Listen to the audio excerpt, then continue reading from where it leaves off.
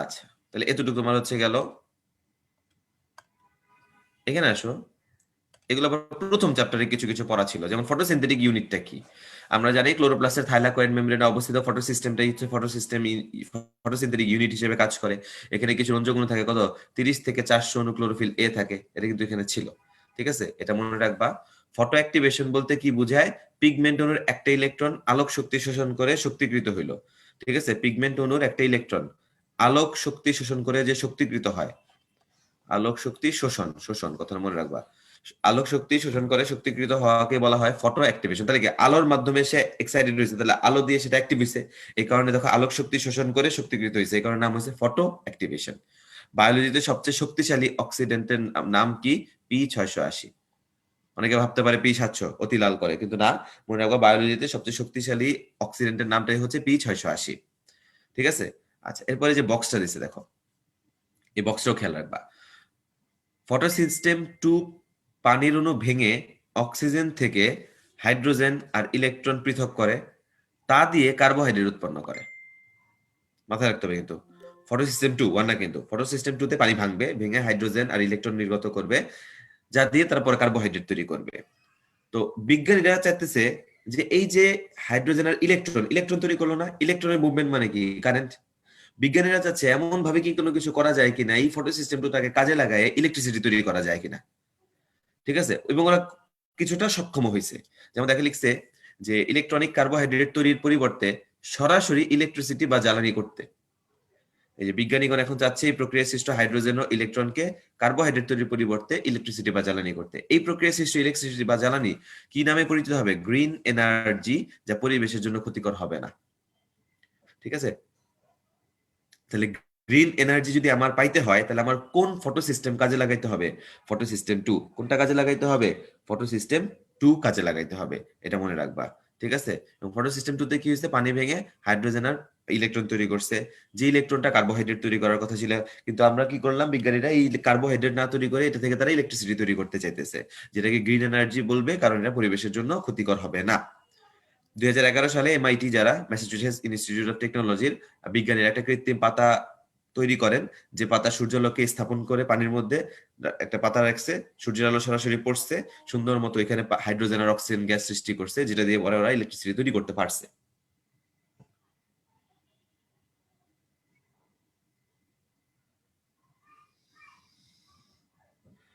ওকে, আচ্ছা, তাহলে এইগুলো হচ্ছে আমাদের এতটুকুর কথা শেষ। এখন আসে ফটোসিনথেটিক প্রক্রিয়ার, খেয়াল করো। বলছে এটা ইম্পর্টেন্ট কিন্তু, সূর্যালোকের ফোটন উদ্ভিদের সবুজ অঙ্গে পতিত হলে অভ্যন্তরস্থ ক্লোরোপ্লাস্ট অণু এটা শোষণ করে। তো সক্রিয় ক্লোরোফিল অণুর মাথার ডাবল বন্ড ভেঙে, এই যে ডাবল বন্ড ভেঙে একটা ইলেকট্রন শক্তিকৃত অ্যাটমের নিম্ন শক্তির বলয় থেকে উচ্চ শক্তির বলয়ে আসে। এখন অ্যাটমের শক্তির উচ্চ বলয় হতে ইলেকট্রনটা প্রাথমিক ইলেকট্রন গ্রহীতা গ্রহণ করলে ফটোসিনথেসিস সূচনা ঘটে। তুমি মনে রাখবা, এই যে নিম্ন শক্তির বলয় থেকে উচ্চ শক্তির বলয়ে ইলেকট্রনটা গেছে, নিম্ন থেকে উচ্চ শক্তির বলয়ে ইলেকট্রনটা গেছে, তো এর এখন তিনটা ফেজ হইতে পারে। কি কি হইতে পারে? দেখো, এক হইতে পারে এটা উচ্চ শক্তি থেকে আবার তার শক্তি হারায়। ঠিক আছে, মনে করো শক্তি হারাইছে, আই মিন কি, হয় শক্তিটা বিকিরিত হয়ে গেছে বা শক্তিটা অন্য কোথাও শোষিত হয়ে গেছে, হারায় সে নিজে আবার কই ফেরত চলে আসতে পারে, এই নিম্ন শক্তি বলে ফেরত চলে আসতে পারে। এটা একটা ঘটনা হইতে পারে।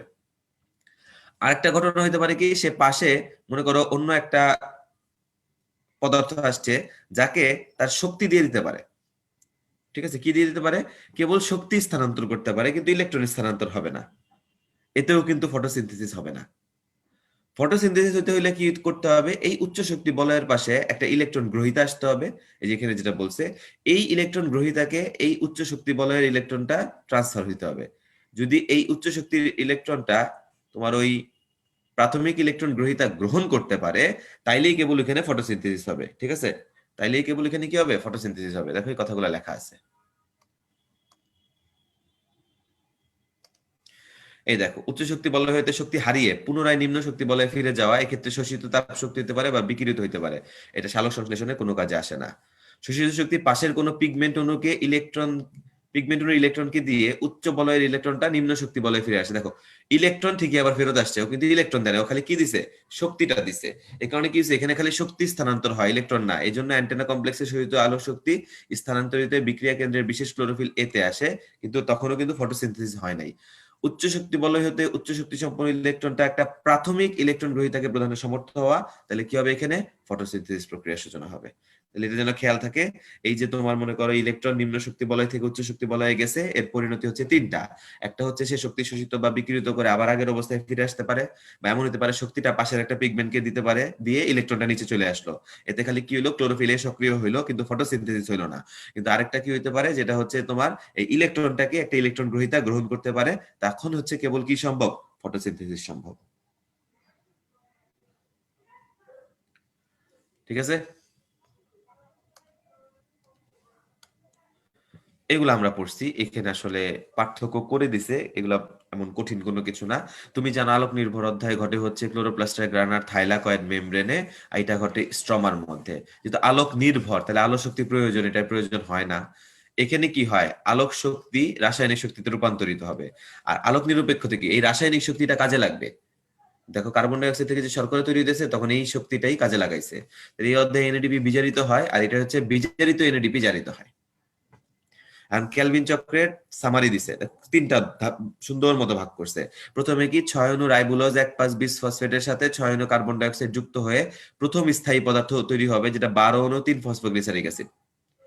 পরবর্তীতে প্রথম কার্বন বিশিষ্ট তোমার প্রথম একটা কার্বোহাইড্রেট তৈরি হবে, যে কার্বোহাইড্রেটটা কি 3 কার্বন বিশিষ্ট 12 অণু গ্লিসারলডিহাইড 3 ফসফেট। ঠিক আছে, প্রথম কার্বোহাইড্রেট কি 3 কার্বন বিশিষ্ট 12 অণু গ্লিসারিনের 3, যা পরে আবার 6 অণু রাইবোলোজ বিসফসফেট পুনঃ উৎপাদনে হেল্প করবে, কিন্তু এক অণু কার্বোহাইড্রেট বাইরে তৈরি হবে, চক্রের বাইরে, যে এক অণু গ্লুকোজ তৈরি হবে। আর ফটোসিনথেসিসের মূল উদ্দেশ্য কি, গ্লুকোজ তৈরি। এটা এমসিকিউর জন্য ইম্পর্টেন্ট। মূল উদ্দেশ্য গ্লুকোজ তৈরি। ফটোসিনথেসিসের মূল উদ্দেশ্য কি, গ্লুকোজ তৈরি। ফটোসিনথেসিসের মূল উদ্দেশ্য কি, গ্লুকোজ তৈরি।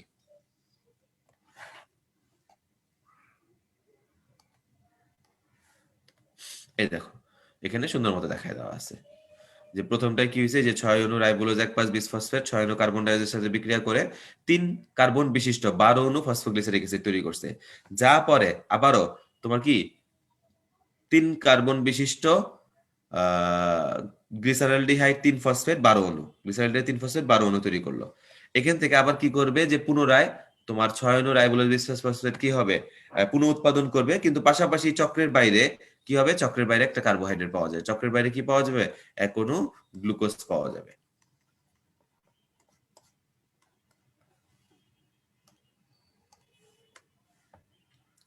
তারপরে এগুলো হচ্ছে আবার একটু মুখস্থের জিনিস, যে আলোক শ্বসন প্রক্রিয়া প্রকৃত শ্বসন নয়। এই লাইনটাই তোমাকে মনে রাখতে হবে এমসিকিউর জন্য। থিওরিটিক্যাল তোর পড়াশোনা নাই, এখন তো এমসিকিউই, তাহলে এটা মনে রাখলে কিন্তু চলে। এখন আমি যদি বলি কেন না, সিম্পল কথা, নর্মাল শ্বসনে কি হয়, যে এটিপি উৎপন্ন হয়, কিন্তু আলোক শ্বসন প্রক্রিয়ায় কার্বন ডাই অক্সাইড নির্গত হয়, অক্সিজেন গৃহীত হয়, কিন্তু কোনো কি উৎপন্ন হয় না, এটিপি উৎপন্ন হয় না, বলে এটাকে প্রকৃত শ্বসন বলে না। ঠিক আছে, আচ্ছা এটিপি কিভাবে কি উৎপন্ন হয়, লেস ইম্পর্টেন্ট। ইম্পর্টেন্ট হচ্ছে আমাদের জন্য এটা, কোষের শক্তির প্রয়োজন কেন। মনে রাখবা 3টা কারণে কোষের শক্তির প্রয়োজন হয়। কয়টা কারণে, 3টা কারণে। শুনো তোমাদের সময় তো কত বড় ছিল না, এখনো বইয়ে বড় আছে, এই ছকটাকে আবার নতুন ছোট করে সামারি ছক দিছে একটা। আচ্ছা 3টা কারণে কোষের শক্তির প্রয়োজন হয়, এটা ভালো মতো খেয়াল রাখবা। এক হচ্ছে ডিএনএ আরএনএ এবং প্রোটিন তৈরির ক্ষেত্রে, ডিএনএ আরএনএ প্রোটিন সংশ্লেষ করার ক্ষেত্রে। ঠিক আছে, আরেকটা হইতে পারে, মনে করো এই হচ্ছে কোষ, কোষের এখানে কিছু প্রোটিন থাকে, যে প্রোটিনগুলো হচ্ছে আমাদের ইলেকট্রন বা আয়ন বা খনিজ পদার্থ আদান প্রদানে হেল্প করে।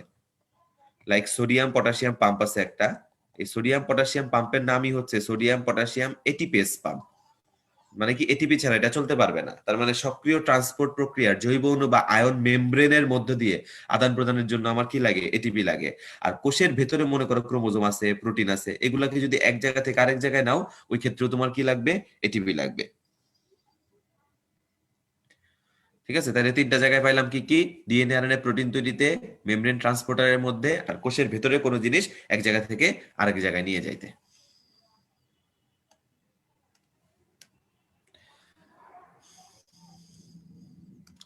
এই যে এটা আসলে electron transport chain. Electron transport চেইনের মধ্যে কথাটা খেয়াল করো, একটা একক প্রোটিন এবং তিনটা মাল্টি প্রোটিন মিলে হচ্ছে কমপ্লেক্স তৈরি করছে। তিনটা মাল্টি প্রোটিন কমপ্লেক্স বলবা না কিন্তু, একটা একক প্রোটিন আর তিনটা মাল্টি প্রোটিন মিলে আমরা কিছু কমপ্লেক্স পাবো, যে কমপ্লেক্স গুলা মাইটোকন্ড্রিয়ার ইনার মেমব্রেনে অবস্থান করে। মাইটোকন্ড্রিয়ার ইনার মেমব্রেন মনে আছে না, আমরা তো মাইটোকন্ড্রিয়ার ছবি জানি। এটা হচ্ছে আউটার মেমব্রেন, এটা হচ্ছে ইনার মেমব্রেন। তাহলে ইনার মেমব্রেন অবস্থান করবে। তাহলে এই দেখো, একটা একক প্রোটিন হচ্ছে কমপ্লেক্স 2, কমপ্লেক্স 2 হচ্ছে একক পেরিফেরাল প্রোটিন, আর 1 3 5 1 3 4 এরা হচ্ছে মাল্টি প্রোটিন। 1 3 4 কি মাল্টি প্রোটিন। তোমার কি মনে রাখতে হবে এখানে, ভালো মতো খেয়াল করে আমি যেভাবে দেখাই। এই মনে করো 1, এই মনে করো 2, দাঁড়াও একটু হোয়াইট বোর্ডে পড়াই।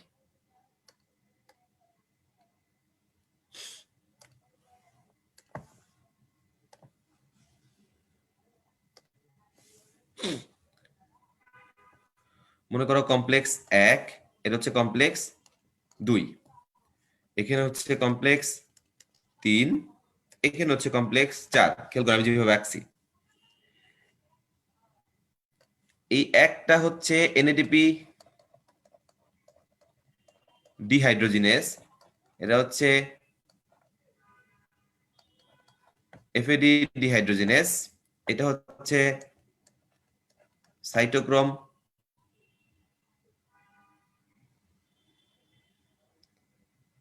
এটাও সাইটোক্রোম বাহক। একটা অক্সিডেজ একটা কমপ্লেক্স, এটা আমি পরে দেখাচ্ছি তোমাকে, ঠিক আছে? আচ্ছা সরি, এটা এফএডি ডিহাইড্রোজিনেস না, এটা এফএডি ডিহাইড্রোজিনেস না বলে এটাকে আমরা নাম হচ্ছে সাকসিনেট ডিহাইড্রোজিনেস, ঠিক আছে? নাম হচ্ছে সাকসিনেট ডিহাইড্রোজিনেস। কিন্তু কি হয় দেখো, এনএডিপি ডিহাইড্রোজিনেস থেকে মনে করো আলটিমেটলি তোমার আসবে হচ্ছে এনএডি, এখান থেকে আসবে হচ্ছে এফএডি, এবং এই 1 2 3 এর মাঝখানে একজন বিশেষ ব্যক্তি বসে আছেন, তার নাম হচ্ছে ইউবিকুইটন। তার নাম কি? ইউবিকুইটন। সে করবে কি, যে এদের থেকে ইলেকট্রনগুলোকে গ্রহণ করবে, করে 3 নাম্বারকে দিবে। 3 থেকে 4-এ যাওয়ার জন্য মাঝখানে হচ্ছে এখানেও সাইটোক্রোম বসা,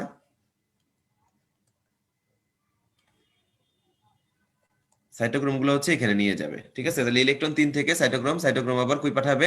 4-এ পাঠাবে। এইভাবে হচ্ছে তারা ইলেকট্রন গুলাকে ছেড়ে দিবে, যা পরবর্তীতে তোমার মনে করো এটিপির সাথে যুক্ত হবে, হাইড্রোজেনের সাথে যুক্ত হবে, অক্সিজেনের সাথে যুক্ত হয়ে পানি তৈরি করবে। তাহলে আমরা দেখি, এই দেখো কি কি আছে। এনএডিএইচ ডিহাইড্রোজিনেস, সাকসিনেট ডিহাইড্রোজিনেস, 3 নাম্বারটা হচ্ছে সাইটোক্রোম কমপ্লেক্স, 4 নাম্বারটা হচ্ছে সাইটোক্রোম অক্সিডেস। এখানে লিখছে দেখো, এক কমপ্লেক্স থেকে অপর কমপ্লেক্সে ইলেকট্রন প্রবাহ দুটো চলনশীল ইলেকট্রন শাটলের সহযোগিতায় সম্পন্ন হয়। শাটল এক জায়গা থেকে আরেক জায়গায় নিয়ে যায় যেগুলা। একটা শাটল হচ্ছে ইউবিকুইটন বা ইউবিকুইনন, যা মেমব্রেনের মাঝখানে থাকে। এটা কি দেখো 1 ও 2 হতে কমপ্লেক্স 3-এ নিয়ে যায়। আরেকটা হচ্ছে সাইটোক্রোম সি, এটা হচ্ছে 2 মেমব্রেনের মাঝখানে খালি জায়গায় থাকে, এটা হচ্ছে 3 থেকে 4-এ নিয়ে যায়। আমি তোকে দেখাইছি না, 1 2 থেকে ইউবিকুইননের মাঝ 3-এ, 3 থেকে 4-এ নিয়ে যায় সাইটোক্রোম, সাইটোক্রোম সি।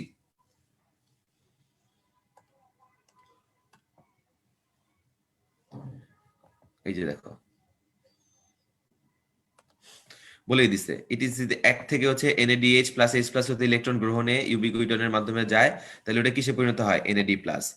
আর সাকসিনেট ডিহাইড্রোজিনেস যেটা, ওইখান থেকে হচ্ছে এফএডিএইচ2টা, ঠিক আছে? এফএডি এর মাধ্যমে ওইটাও দেখো 3-এর মধ্যে পৌঁছেছে। আমি দেখাচ্ছি না, তোমার এই কোণা থেকে একটা আসছে, এই কোণা থেকে একটা আসছে। আচ্ছা, কমপ্লেক্স 3 হতে ইলেকট্রন সাইটোক্রোম সি এর মাধ্যমে কই পৌঁছে গেছে? কমপ্লেক্স 4-এ পৌঁছে গেছে। এবার মাইটোকন্ড্রিয়ার ম্যাট্রিক্সে বিদ্যমান অক্সিজেন কমপ্লেক্স 4 হতে 2টা ইলেকট্রন, ম্যাট্রিক্সে 2টা প্রোটন গ্রহণ করে কি তৈরি করছে? পানি তৈরি করছে, ঠিক আছে? তোমার মনে রাখবে ইটিসি তে কোনো এটিপি তৈরি হয় না। ইটিসি তে কোনো কি তৈরি হয় না? এটিপি তৈরি হয় না। খেয়াল করছো কি হয় না? এটিপি তৈরি হয় না। আর ব্রিটিশ প্রাণ রসায়নবিদ এটা আবিষ্কার করে দেখে উনি নোবেল পুরস্কার পায়। দেখো আমি কিন্তু তোমাকে এই প্রবাহটা দেখাই দিছি, নতুন বই যেটা আসছে। এখন আশা করি কোনো কষ্ট লাগবে না। এটিপি সিনথেস কি? এটা একটা গঠনটা খালি মনে রাখবা, যে মনে করো এই যদি আমি মাইটোকন্ড্রিয়ার ইনার পোর্শনটা আঁকলাম, এটা মনে করো আউটার। তো বলছে এটিপি সিনথেসটা হচ্ছে ইনার মেমব্রেনে এরকম তার গোড়াটা এখানে লাগানো থাকে, ঠিক আছে? এবং তার মাথার অংশটা হচ্ছে বা মোটা মাথার অংশটা হচ্ছে এই যে ভেতরের দিকে এরকম থাকে। তো এটা হচ্ছে ঘুরতে পারে, এটা কি করতে পারে, এটা ঘুরতে পারে। ঠিক আছে, যখন ঘুরে ভেতরে, এটাই হচ্ছে এটিপি সিন, মানে এইটার ভেতর দিয়েই হচ্ছে তোমার মনে করো কি যে হাইড্রোজেন প্রোটন মুক্তভাবে চলাচল করতে পারবে, এই মাথার ভিতর দিয়ে ঢুকে এদিকে আসবে। তো এই জায়গায় হচ্ছে জিনিস এরকম রোটেট করে, ঘুরে। ঘুরলে পরে এখানে এডিপি আর অজৈব ফসফেট যুক্ত হয়ে কি তৈরি করতে পারে, এটিপি তৈরি করতে পারে। তো ঘুরে দেখে, ঠিক আছে, জিনিসটা এরকম ঘুরে দেখে এর নাম দিয়ে দিছে কি, রোটারি মোটর, ক্ষুদ্রতম রোটারি মোটর। রোটারি মানে কি, রোটেশন, এরকম ঘুরতেছে আর দেখতে মোটরের দানার মতো, এই কারণে নাম হয়েছে কি, রোটারি মোটর। ফার্মেন্টেশনের ব্যবহারটা রিডিং করলেই পারবা। এবার দেখো শারীরতত্ত্বের কাজ শেষ, এখন আবার আমাদের একদম ক্লাস প্রায় আমরা শেষের পর্যায়ে চলে আসছি। উদ্ভিদের প্রজননে এগুলো আমরা সবই পড়ছি, নতুন বই একটু ফ্লোচার্ট আকারে দিছে, দেখতে ভালো লাগছে এই কারণে তুলে দিয়েছে। যে পরাগধানের আর্কিস্পোরিয়াল কোষ আমরা পড়ছিলাম, যে ভেতরের পরিধির দিকে যখন বড় হয় তখন দেয়াল কোষ গঠন করে, আর একটা হচ্ছে প্রাথমিক জনন কোষ হিসেবে যায়। ওইটাই কি পরাগ মাতৃকোষে কি হয়, মায়োসিস হইলে 4টা পরাগরেণু তৈরি হয়।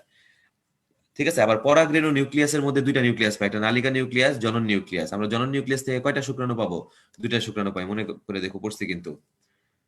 ডিম্বকের আর্কিস্পোরিয়াল কোষ সেম, এখানে হচ্ছে স্ত্রীণু 4টা তৈরি করবে, কিন্তু কর্মক্ষম হবে কয়টা, একটা। এই চ্যাপ্টারে তোমাকে কষ্ট দেওয়ার জন্য জায়গা হচ্ছে একটা পেজ। ঠিক আছে, এখানে অনেক কিছু তথ্য অ্যাড হয়েছে। এটা বাইস্পোরিক মানে কি 2টা, টেট্রাস্পোরিক মানে কি 4টা। আমরা জানি ম্যাক্সিমামে কি মনোস্পোরিক, কিন্তু এদের উদাহরণ দিছে দেখো। বাইস্পোরিক হচ্ছে অ্যালিয়াম টাইপ, কষ্ট নাই মনে রাখতে। টেট্রাস্পোরিকের মধ্যে দেখো 7 প্রকার হইতে পারে। টেট্রাস্পোরিক কয় প্রকার হইতে পারে, টেট্রাস্পোরিক বলছে 7 প্রকার হইতে পারে। যেমন পেপেরোমিয়া টাইপ, একটা হচ্ছে পেপেরোমিয়া টাইপ, এটা হচ্ছে 16 নিউক্লিয়াস বিশিষ্ট হইতে পারে।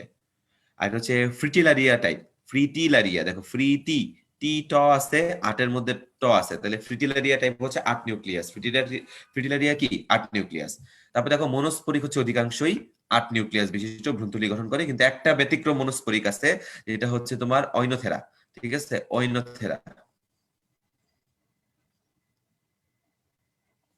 ওটা হচ্ছে 4 নিউক্লিয়াস বিশিষ্ট। তাহলে খেয়াল রাখবা, এরকম সুন্দর মতো লিখে রাখবা যে টেট্রাস্পোরিক 7 প্রকার হতে পারে। পেপেরোমিয়া হচ্ছে 16 নিউক্লিয়াস, ফ্রিটালেরিয়া হচ্ছে 8 নিউক্লিয়াস। মনোস্পোরিক মানেই 8 নিউক্লিয়াস, কিন্তু একটা ব্যতিক্রম মনোস্পোরিককে, সেটা হচ্ছে অইনোথেরা। অইনোথেরা যেটা কি 4 নিউক্লিয়াস বিশিষ্ট। ওকে, বাকি জিনিস আমরা পড়াইছি। তুমি মনে করে দেখো, আমি তোমাদের কিন্তু ক্লাসে করানোর সময় এরকম বলছিলাম যে আমরা যখন এটা একটা এই যে স্ট্রিগেমেটোফাইট পড়ি, যে আলটিমেটলি লাস্টে এখানে কি হয়, এখানে 3টা কোষ, এই পাশে 3টা কোষ, আর এই মাঝখানে কিন্তু 2টা কোষের সমন্বয়। এখানে দেখো, এখানে লাইনটা সুন্দর লিখছে যে কোষের সংখ্যা 7টা, নিউক্লিয়াসের সংখ্যা 8টা। কেন, কারণ সেকেন্ডারি নিউক্লিয়াসটা তো ডিপ্লয়েড। ঠিক আছে, কোষের সংখ্যা 7টা আর নিউক্লিয়াসের সংখ্যা কয়টা, 8টা, মনে থাকে যেন। আচ্ছা, এই শাপলার, এটা আমরা জানি শাপলার মুখ্য প্রজনন প্রক্রিয়া হচ্ছে অযৌন। মুখ্য প্রজনন প্রক্রিয়া কি, অযৌন, এটা মনে রাখবা। তারপরে মনে রাখবা হচ্ছে লাল শাপলাতে ফল সৃষ্টি হয় না, এদের প্রজনন সম্পূর্ণ অযৌন। আবার লিখছে এটা। পদ্ম হচ্ছে অযৌন প্রজনন তথ্য, মানে অসীম বৃদ্ধি সম্পন্ন রানার কাণ্ডের মাধ্যমে হচ্ছে অতি দ্রুত বিরাট এলাকায় প্রতিষ্ঠিত হয়ে পড়ে। ঠিক আছে, তাহলে পদ্মর ক্ষেত্রে অযৌন জননটা কিভাবে করতেছে, রানারের মাধ্যমে। ঠিক আছে, রানারের মাধ্যমে।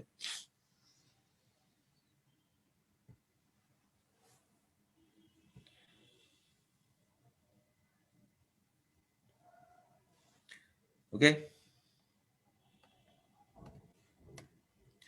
এখন আসো 11 নম্বর, জীব প্রযুক্তির সম্ভাবনা। খালি হেডিং করে যাবা, জিন থেরাপি, আরএনএ ইনহিবিটর দিয়ে তুমি মনে করো কি, আমরা যে সংক্রামক ব্যাধি দূর করার জন্য বা ক্যান্সার কেমোথেরাপি ট্রিটমেন্ট করার জন্য, বা কারো যদি আমার জিনে অ্যাবনরমালিটি থাকে ওই জিন কারেকশনের জন্য, ঠিক আছে, আমরা হচ্ছে এটা ব্যবহার করি। মাইক্রো আরএনএ দিয়ে আমরা কি করতে পারি, যে এই তোমার হচ্ছে ভাইরাস, ক্যান্সার সংক্রমণ বা রোগ নির্ণয় করার জন্য, বা এই জিনটাকে রোগ সৃষ্টিকারী জিন, মনে করো একটা জিন রোগ তৈরি করে, এটাকে আমরা বন্ধ করে দিতে পারি মাইক্রো আরএনএ এর মাধ্যমে। এই দেখো লিখছে, রোগ সৃষ্টিকারী জিনের কাজকে প্রতিরোধ করে মাইক্রো আরএনএ। স্টেম সেল সবচেয়ে ইম্পর্টেন্ট জিনিস। এই স্টেম সেল থেরাপি যদি আমাদের দেশে আসে, তাহলে অনেক কঠিন কঠিন রোগ থেকে আমরা বাঁচতে পারবো। স্টেম সেল হচ্ছে কি, তোমার যেই কোষে সমস্যা, তুমি সুস্থ মানুষের দেহ থেকে ওই কোষের একটা স্টেম সেল নাও, নিয়ে তোমার বডিতে ট্রান্সপ্ল্যান্ট করো। দেখো তোমার বডির নষ্ট কোষগুলো ধীরে ধীরে ভালো কোষ দিয়ে রিপ্লেস হয়ে যাবে, আলটিমেটলি সুস্থ হয়ে যাবে। এই কারণে বোন ম্যারো ট্রান্সপ্ল্যান্টেশন যে করে ক্যান্সারের চিকিৎসায়, এটা কিন্তু one kind of stem cell transplantation. কারণ বোন ম্যারোটাকে একটা স্টেম সেল, এখান থেকে তো আমাদের, কারণ কি ব্লাড ক্যান্সার মানে কি রক্ত কণিকায় সমস্যা, তো বোন মেরু তো রক্ত কণিকা তৈরি করে, তুমি যদি বোন মেরু ট্রান্সপ্ল্যান্ট করো তাহলে কি করতেছো আসলে, নতুন স্টেম সেল দিতেছো যেন তোমার তো রক্তগুলো ভালো তৈরি হইতো না, এখন অন্য যেটা তুমি স্টেম সেল নিছো ওইটা থেকে যেন ভালো ভালো রক্ত তৈরি হয়। এটা হচ্ছে বেস্ট একটা ট্রিটমেন্ট স্টেম সেল যেটা। জিনোম স্ক্যানিং করে আমরা অতি দ্রুত অসুখ নির্ণয় করতে পারি। ন্যানো টেকনোলজি ব্যবহার করে, আজকাল নিরাপত্তা বিধানের জন্য মেইনলি ন্যানো টেকনোলজি দরকার। জিএম অণুজীব মানে কি, জেনেটিক্যালি মডিফাইড অণুজীব, এটা ব্যবহার করে পরিবেশের দূষণ মাত্রা রোধ করা সম্ভব। তাহলে পরিবেশের দূষণ মাত্রা রোধ, পরিবেশের দূষণ মাত্রা রোধের জন্য আমাদের কি দরকার, জিএম অণুজীব দরকার। পরেরটা আবার লেস ইম্পর্টেন্ট। এখন জিনোম সিকোয়েন্সিং, এগুলা জানো তোমরা যে জিনোম সিকোয়েন্সিং এ কি করা হয়, যে ধর্ষণকৃত মহিলাদের ক্ষেত্রে যে আমরা যে রেপ যে করছে, যে করছে তাকে ডিটেক্ট করার জন্য হচ্ছে জিনোম সিকোয়েন্সিং বেস্ট। কারণ ওই ধর্ষিত মহিলা থেকে যখন আমরা ওই ডিএনএটা কালেক্ট করি স্পার্মের, ওইখান থেকে হচ্ছে পরবর্তীতে আমরা ডিএনএ ম্যাচ করায় দেখি হচ্ছে যে কে হচ্ছে এই রেপ করছে। এখন আমাদের দেশে কিন্তু সকল ব্যক্তির ডাটাবেস কোথাও স্টোর করা নাই। যেটা হচ্ছে কয়দিন পরে সরকারের প্ল্যান আছে যে ধীরে ধীরে ধীরে ধীরে আমরা যেটা সেটা হচ্ছে তোমার ইয়া করব, সকল ডাটাবেজ এক জায়গায় রাখবো, যে প্রতিটা ব্যক্তিরই ইনফরমেশন থাকবে ন্যাশনাল ডাটাবেজে। যেমনটা ইউএসএ তে আছে, ক্রাইম করলে ফিঙ্গারপ্রিন্ট পাইলে কোথাও ওদের খুব বেশি কষ্ট করা লাগে না, ওরা যদি সে ওই এলাকা মানে ইউএসএ নিজস্ব নাগরিক হয়ে থাকে তাহলে সেটা অটো চলে আসবে। ঠিক আছে, তো এটা আমাদের দেশেও করবে। যেমন এই জিনিসটা হাসপাতালে বাচ্চা বদল হইলে অনেক সময় ক্লেম করে, তো ওইখানেও আমরা এরকম করতে পারি। আর এটা যেটা রানা প্লাজা যখন হয়েছিল, তো রানা প্লাজা যেটা হয়েছিল কি, মানুষ তার লাশ টাশ খুঁজে পাইতেছিল না, অবস্থা এত খারাপ হয়েছিল। তো বাইরে যেই লাশটাই বের করা হইতো বলতো এটা আমার, এটা আমার স্বজনের, আমার স্বজনের। তো দেখা গেছে আসলে টানাটানি, মানে করো অনেকের তো লাশ পাওয়াই যায় না, অনেকে ক্লেম করছে এটা আমার বাবা, অনেকে বলছে না এটা আমার হাজবেন্ড। এই নিয়ে অনেক ঝামেলা হয়েছে, পরবর্তীতে এগুলাকে কি করা লাগছে, জিনোম সিকোয়েন্সিং করা লাগছে। এটা আসলে যে লাস্ট চ্যাপ্টার, বাস্তুতন্ত্র বা ইকোসিস্টেমের কথায় আসছে। তো এগুলা এখানে আমার মনে হয় না এখানে পড়ার মতো কোনো জিনিস আমি পাইছি। তুমি এগুলো একটু রিডিং করে দেখতে পারো, যে এখানে খালি এই জিনিসটাই দেখো যে টিকে থাকার জন্য তিনটা বিষয় দরকার। একটা হচ্ছে পুষ্টির প্রাপ্যতা, একটা হচ্ছে বর্জ্য পদার্থ বিষাক্ততা নাশ, বর্জ্য পদার্থ যে বিষাক্ত এটাকে কমাইতে হবে। আর শক্তির প্রাপ্যতা মানে পুনঃশক্তি উৎপাদন, যেটা শক্তির প্রাপ্যতা পুনঃশক্তি রিসাইকেল হয় না। তাই বাহির থেকে নিরবিচ্ছিন্ন শক্তি পাইতে আমার কি দরকার, সূর্য দরকার। তাহলে পুষ্টির প্রাপ্যতা, বর্জ্য পদার্থ বিষাক্ততা নাশ, আর সূর্য থেকে শক্তি কন্টিনিউ আসতে হবে। ঠিক আছে, আচ্ছা। তারপরে আবার দেখো যে সাধারণত দুইটা নিয়ামক লাগে একটা সুস্থিত ইকোসিস্টেমের জন্য। কয়টা নিয়ামক লাগে, দুইটা।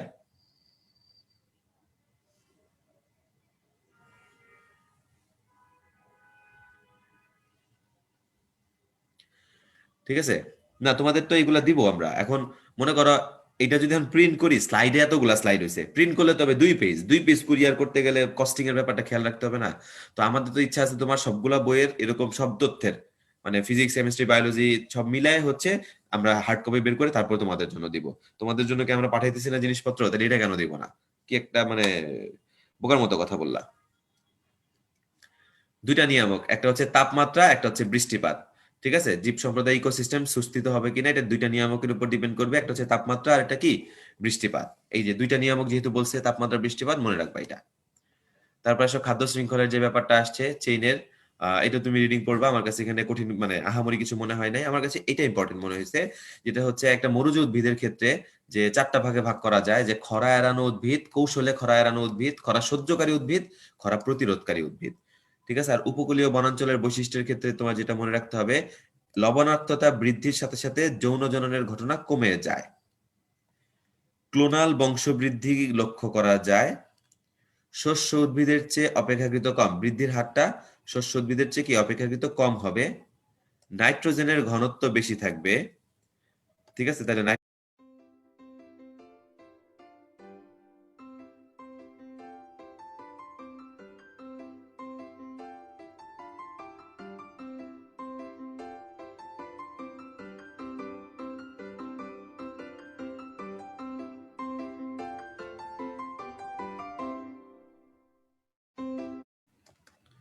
তাহলে দেখো যে কি কি বাড়তেছে, নাইট্রোজেনের ঘনত্ব বাড়তেছে, ক্লোনাল বংশ মানে সমানুপাতিক সম্পর্কে আছে। ঠিক আছে, নাইট্রোজেনের ঘনত্ব বাড়তেছে, ক্লোনাল বংশবৃদ্ধি বাড়তেছে, কিন্তু যৌন জনন কমতেছে, বৃদ্ধির হার কমে যাচ্ছে।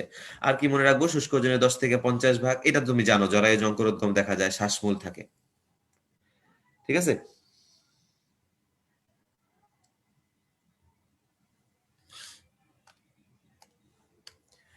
এই হচ্ছে আমাদের কথা।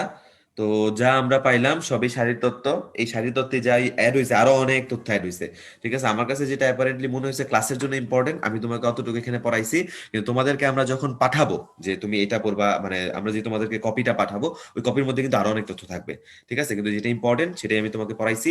তো এই হচ্ছে আমাদের কথাবার্তা। তো সবাই আমরা ভালো থাকি, সুস্থ থাকি। ইনশাআল্লাহ আমাদের পরবর্তীতে আবার দেখা হবে।